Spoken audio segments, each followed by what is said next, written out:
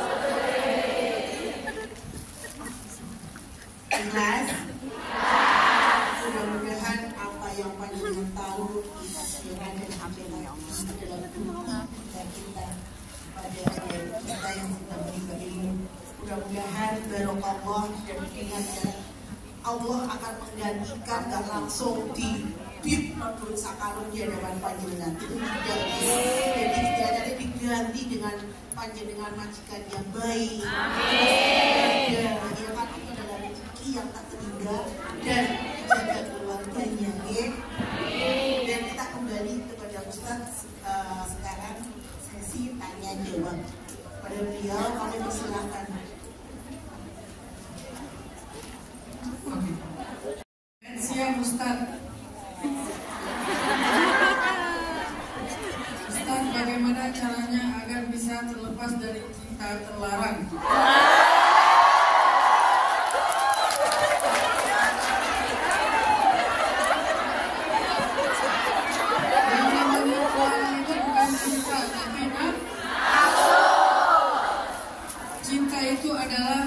perasaan yang suci dan anugerah dari Allah. Jangan pernah kotori cinta dengan kata terlarang. Kita disuruh mencintai, bukan dilarang. Jadi kalau ada yang kalimat cinta terlarang, itu bukan cinta tapi nafsu. Bagaimana mengendalikan nafsu? Banyak-banyak puasa. Singkat ya.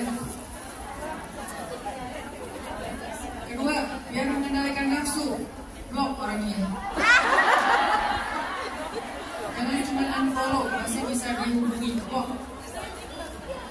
Setelah diblok, usah hatinya belum rela, minta sama Allah, ya Allah, jauhkan hatiku dari fitnah. Biar Allah yang menyelamatkan hati kita, tapi kita yang ikhtiar. Syariatnya blok, hakikatnya doa. Nanti Allah yang akan melindungi hati kita. Itu bukan cinta. Ustaz, dulu saya pernah membuat kesalahan yang sangat fatal, tapi saya berusaha bertanggung jawab secara finansial. Walaupun anak saya masih saya titipkan kepada kedua orang tua saya, tapi kalau menurut mereka ada kekurangan dari finansialnya, mereka selalu mengungkit masa lalu saya.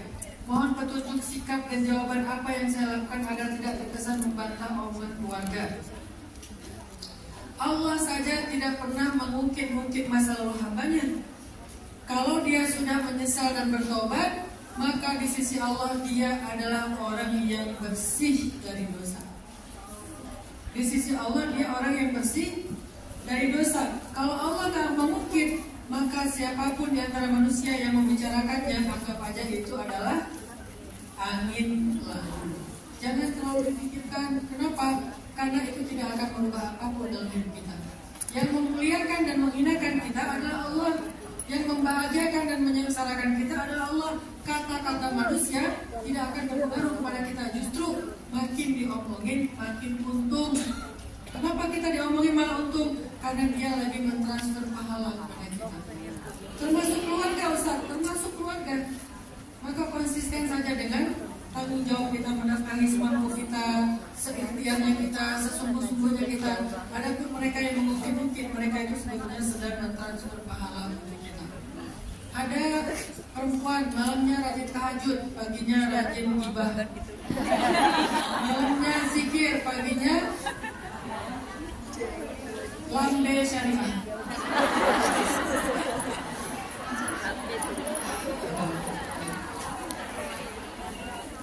Malamnya tilawah tapi paginya gosip. Biasanya gosipnya dimulai dengan kata-kata tahu nggak.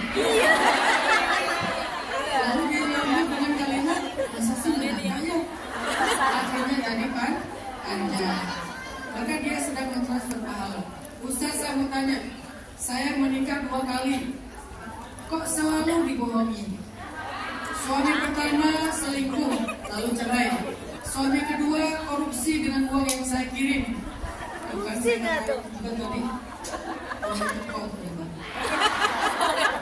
Suami kedua korupsi dengan uang yang saya kirimi. Bagaimana solusinya dan apa yang harus saya perbuat, Ustaz? Jangan kirimin lagi.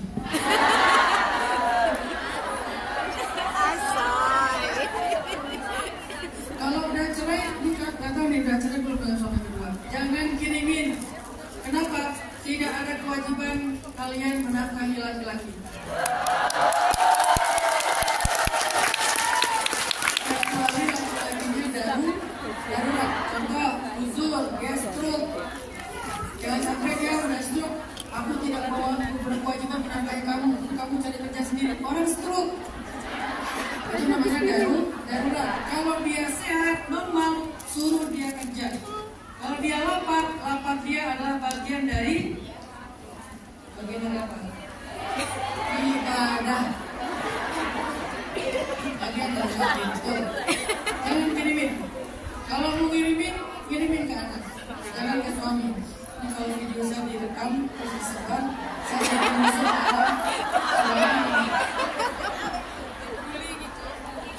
karena saya terlalu banyak mengenal, walaupun ini nggak semua laki-laki, saya terlalu banyak mengenal laki-laki di beberapa tempat itu terlalu manja dan istrinya.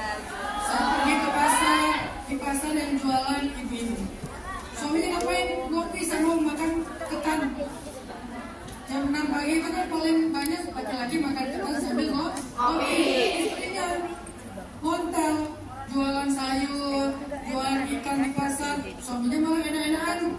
ngopi. Maka jangan dikirimi. Pasti dimaafin, tapi dikirimi. Saya mau tanya Ustaz, apakah saya berdosa tidak mendengarkan omongan ibu saya yang menjerumuskan saya dengan memisahkan saya dengan suami?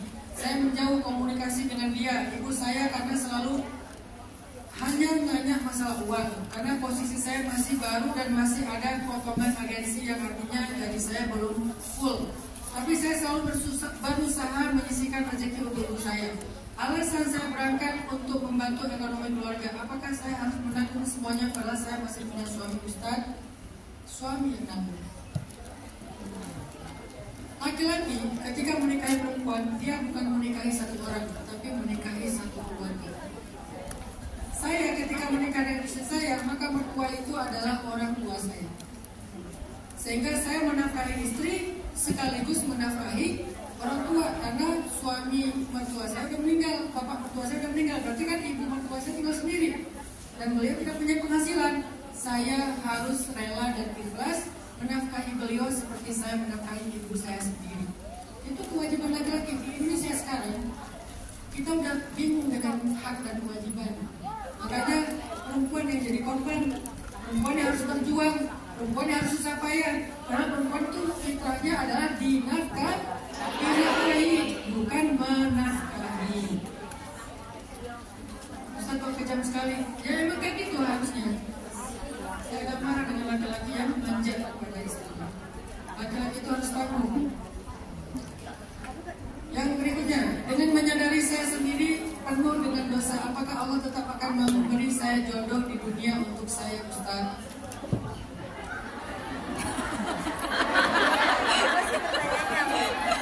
Ini dia orangnya SD, sadar diri. Dia sadar dirinya itu penuh dosa, tapi dia masih berharap punya jodoh yang terbaik. Bisa nggak Ustaz? Bisa. Jangan berputus asa dari rahmat Allah. Caranya apa Ustaz? Bersihkan diri kita. Bagaimana membersihkan diri? Satu, taubat. Kedua, tebuslah, bayarlah hutang dosa dengan amal soleh di masa sekarang. Dulu apa dosa kita? Banyak, maka sekarang tebus dan bayar hutang dosa itu dengan amal soleh. Taubatlah dengan taubatan nasuha, terutama dari dosa zina. Karena dosa zina itu harus dibayar di dunia sebelum di akhirat. Kalau nggak dibersihkan dengan taubat, kita akan siap-siap menanggung tagihan Allah untuk membayar dosa itu dengan cara yang sangat berat. Nauzubillah. Apakah saya harus berikhtiar mencari jodoh atau saya diam aja? Karena saya adalah seorang perempuan. Boleh ikhtiar, tapi bukan dengan joget-joget di depan kamera. Boleh ikhtiar, tapi jangan jadi parboy, partai goyang. Ikhtiarnya gimana Ustaz? Ikhtiarnya ta'aruf. Tapi ta'aruf itu bukan bangunin tahajud ya. Ta'aruf itu bukan fit call tengah malam. Ta'aruf itu bukan ngirimin emoticon senyum, big heart, little love. Bukan ini ta'aruf. Ta'aruf itu adalah mencari tahu tentang dia. Bisa lewat perantara, bisa langsung kita sendiri, tapi lebih baik dengan perantara orang yang kita percaya. Kalau itu memungkinkan, itu namanya ta'aruf. Pengen lebih kenal, bukan pengen mesra. Kalau fit callan itu bukan ta'aruf, itu bermesraan. Beda. Tunggu nanti aja kalau udah halal, gak perlu pakai kamera langsung. Gak usah dilanjutkan ya kalimatnya. Saya seorang janda beranak satu yang baru saja menikah lagi dalam rumah tangga. Saya bingung antara harus menetap dengan suami atau dengan anak, karena anak saya nggak mau ikut suami. Suami saya tinggal di rumah orang tua saya, makanya saya lari bekerja ke sini.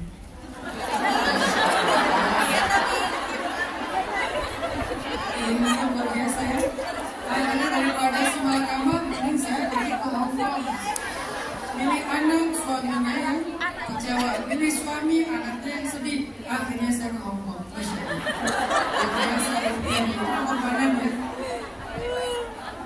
Apa solusinya Ustaz? Itu dengan solusinya. Masya Allah. nanti Allah akan memberikan petunjuk kepada ibunya. Doakan aja. Tapi yang pasti ini kedua-duanya nggak bijak. Nggak boleh anak menghalangi ibunya menikah atau bersama dengan suaminya, dan nggak boleh juga suaminya itu membatasi dirinya di dalam pelukan ibunya, terus dia nggak jadi ngapain kepada istrinya atau nggak berusaha untuk mendekat dengan keluarga istrinya. Suaminya dong mendekat dengan keluarga istrinya. Suaminya dong bujuk anak-anaknya.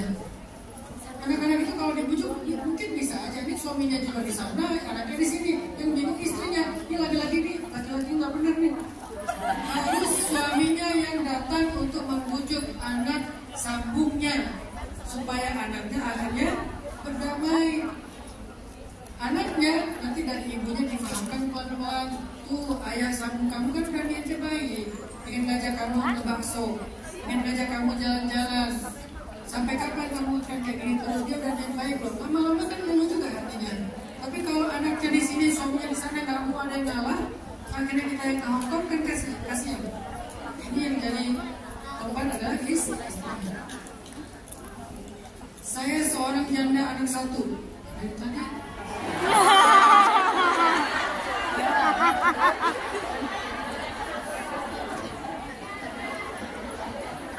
Bisa bikin komunitas ya di sini ya. Komunitas janda bisa bilang ya.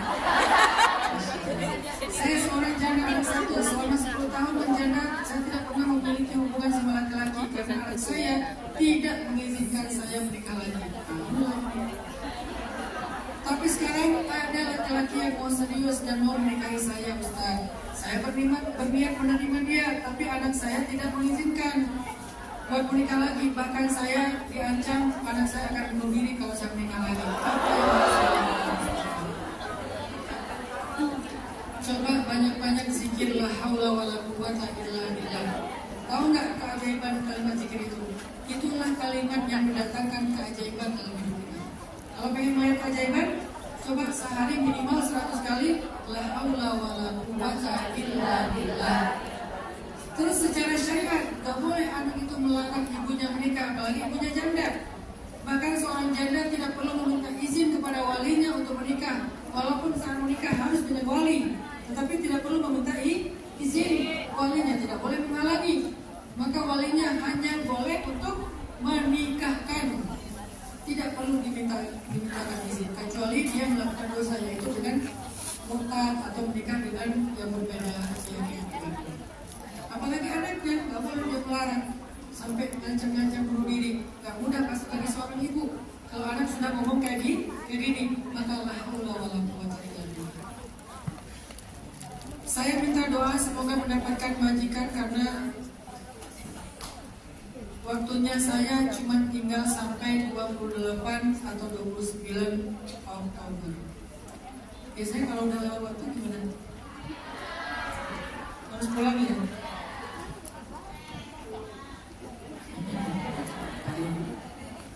Bagaimana hukumnya memberi uang untuk suami karena menjaga anak yang spesial? Sengaja saya melarang suami untuk bekerja meninggalkan anak sendirian. Boleh, tetapi lebih baik suaminya yang bekerja. Fitrahnya ibunya yang merawat anaknya. Kenapa? Gak akan pernah sama sayangnya ayah dengan sayangnya ibu pada anak. Tapi kan kita kadang-kadang gak selalu ideal.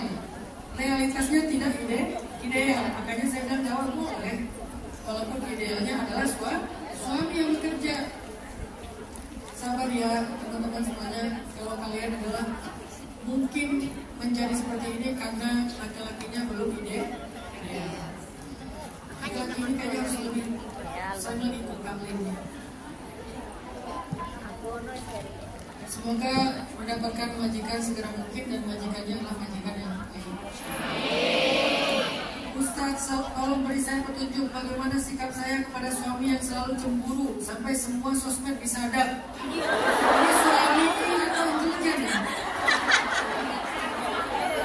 Padahal suami saya tidak pernah memberi saya nafkah selama menikah. Saya sebagai tulang punggung tetapi tidak pernah dihargai. Jual aja suaminya. Udah nggak nafkahin, jadi intelijen. Terus gimana Ustaz? Pilihannya dua. Kalau bersabar, maka kesabaran kita akan dihargai oleh Allah. Kalau nggak kuat,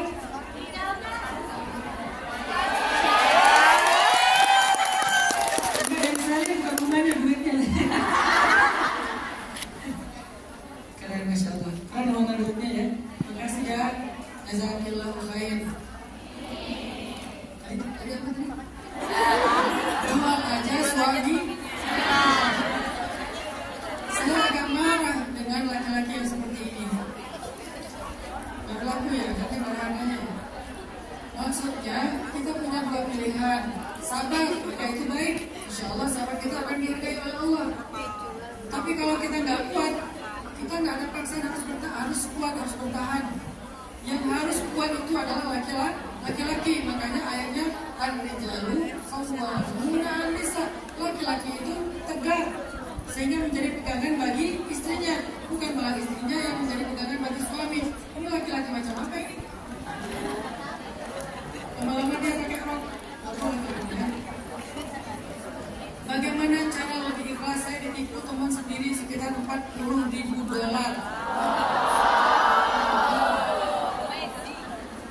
Berapa $40.000 itu? 80 juta.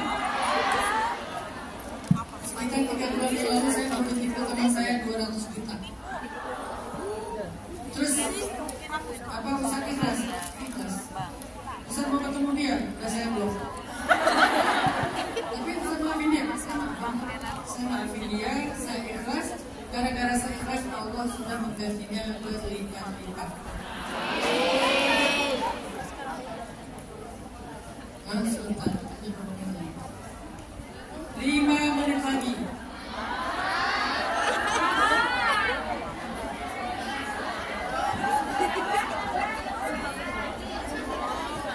Bagaimana hukumnya ketika suami menyedekahkan istrinya kepada laki-laki lain?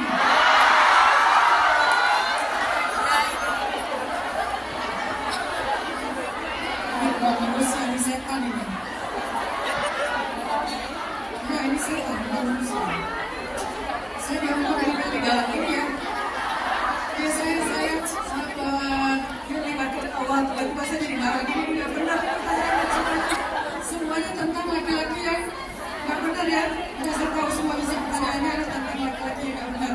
Makanya mintalah kepada Allah dengan doa yang sungguh-sungguh, ya Allah, datangkan laki-laki yang soleh kepada saya, datangkan perempuan saya.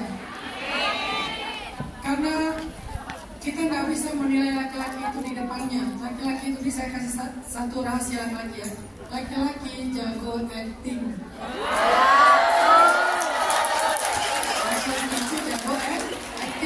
Terus gimana kita tahu dia jujur atau enggak? Minta sama yang Maha tahu, Allah Subhanahu wa taala, dan jalankan hubungan sesuai dengan syariat Allah biar kita tidak terjebak kepada acting. Saya kira demikian. Ini maaf kalau nggak semuanya bisa dijawab, tapi saya tahu rata-rata tentang laki-laki.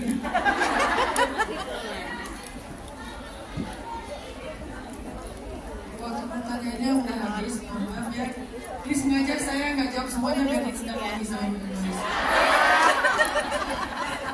Pokoknya kalau bawang saya di rumah habis, saya ke Hongkong ya. Takdir, Ibu Valentin, oke. Ya, tapi kan saya bukan calon, bisa bebas. Saya netral ya, jadi nggak ada pemilu-pemiluan dengan saya, tidak ada politik-politikan.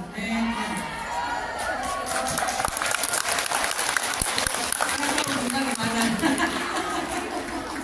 Insya Allah saya netral. Yang penting siapapun yang menang pemilu, kita akan bekerjasama untuk membangun Indonesia. Barakallahu fikum. Saya kira demikian. Mari kita tutup dengan doa. Pertama, mendoakan diri kita dan keluarga kita.